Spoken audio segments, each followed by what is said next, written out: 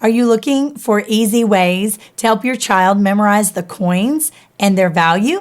Maybe your child will learn to count money this year, but first they need to know the coins and their value.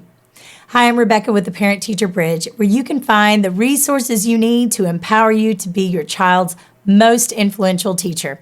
And today, I'm going to share with you some simple and easy ways to teach your child about the coins.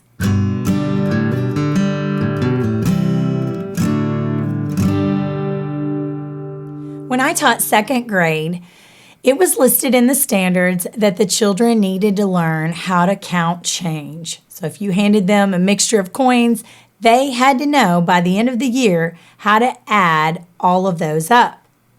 But before we could start teaching them little ideas and tricks for adding coins, we needed to know that they knew every coin, its name, and its value, which many of them unfortunately did not know at the beginning of second grade. So we had to teach that first in order to teach counting money later. Maybe that's where you are. Or maybe you're a homeschool parent who is looking this year to add teaching money to your list of ideas for your child. Comment below, are you a homeschool parent who's teaching your child about money? Or are you a parent who is working with your child at home to help their school experience? Let's get started. Number 1, teach a little each day over a longer period of time. So the way that this looked in my second grade classroom is my children had carpet time every day when we came back from lunch. And I had a large dry erase board that was magnetic, and I had a set of magnetic money. The coins were quite large. Actually, a quarter would be about this large. And the children were all wanting to volunteer to get up there and actually use some of the coin magnets. So I didn't struggle with the children paying attention or not being interested. They all wanted to use these large magnets, and they could all see them from where they were sitting because they were so large. In the beginning, we used the heads and the tails to identify the different coins each day, and I would use different volunteers that would come up. But how would that look at home? Well, you could choose to order some coin magnets. I'll leave a couple of links in the description below. And those could be somewhere prominent in your house, like on a refrigerator or on a dry erase board where your child is seeing them every day. The heads, the tails, you can work it in as you walk by, which one is the penny, which one is the quarter. But you don't have to. When I was at home with my own children and homeschooling them, I actually didn't need money magnets to teach them as I would in a classroom setting. You can usually find loose change around the house. We keep some in a cup with a lid so that we can grab that money if we want to go splurge on something through a drive-through, like an ice cream or something. Or we might have some money in a Ziploc bag somewhere in my purse because I don't carry a change purse. But there's always some change somewhere around the house. Grab it, dump it on the table, and start having fun with it. Your child might want to stack the coins. Your child might want to sort the coins. You can sort them by color. You can sort them by size. Let them talk with you about what's the heads and what's the tails. Just using actual money can make such a difference. And let's think about why your child might not get that same experience when they're with their teacher during the school day. It can be difficult to come up with all that money for a classroom full of children and not have to worry about kids stealing the money. But when you're at home with your own child in the evening, if you're a public school parent, or if you're a homeschool parent, just being home with your child, using actual money as your manipulatives. You shouldn't need to have to use a math worksheet on money. Now, if worksheets are your child's thing, fine. But using the actual money is what you're training them to use in the real world anyway. Hi, parents.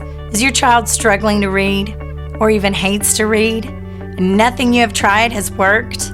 Get my free guide, 5 quick tips to immediately help your struggling reader.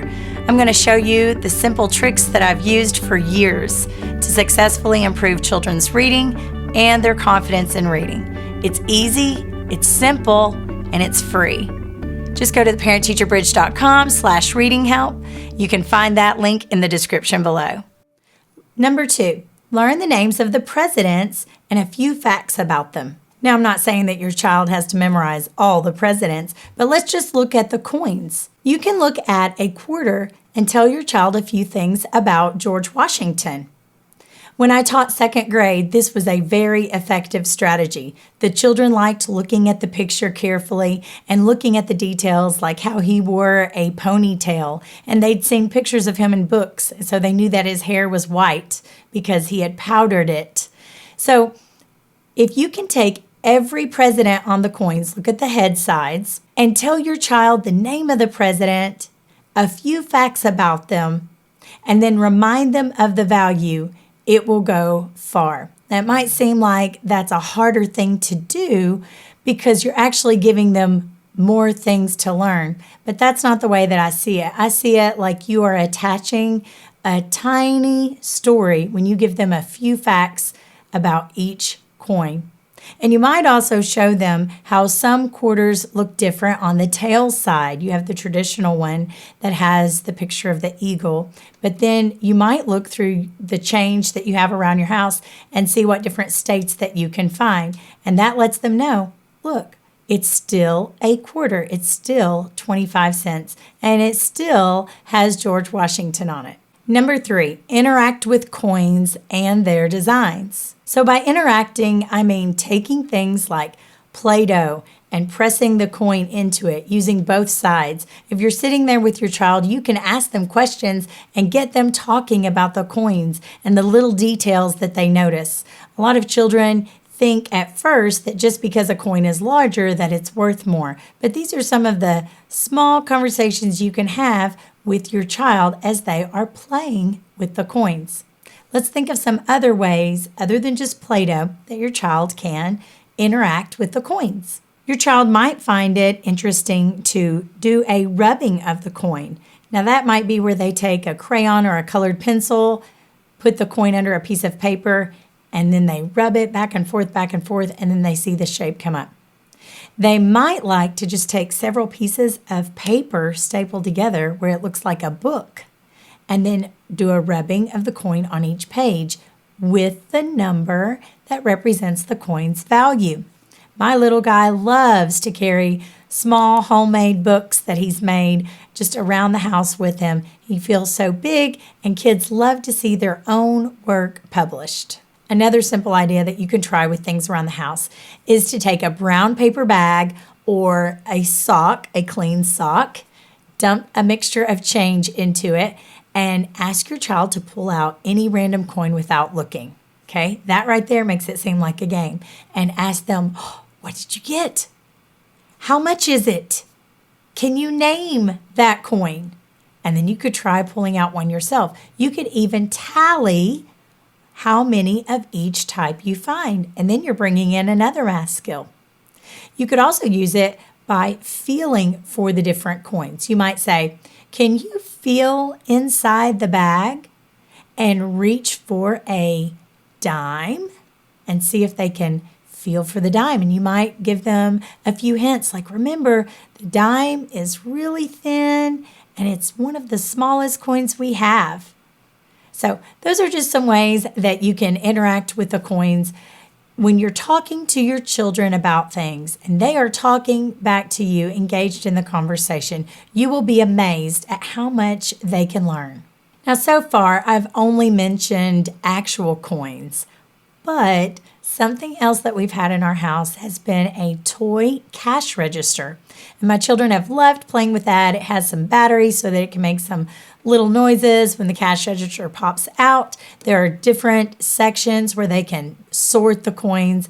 Of course, they are play money, but they can still learn from that play money as long as it resembles the real thing. If you don't want to go that far to spend money on a cash register, you can find play money and play coins at places like dollar stores very, very cheap. Are there more ways to teach coins? Absolutely. You've got little cartoons that children can watch about teaching the coins. You've got special coin rhymes. So many, you've got whole teacher packets on Teachers Pay Teachers to teach the coins. If that way works for your child, fine. These are just some ways that we have learned coins when I've been in a classroom setting and I was limited how many copies I could use, but I still didn't want my students to suffer by not learning. And I've used them at home because I don't always have ink in my printer. I don't always have paper. Some days I'm out.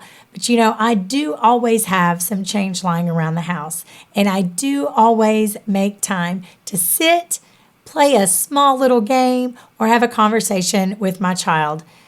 You're going to love trying these activities. If you have a positive attitude about it and you make it seem like a game, your child's going to like it too.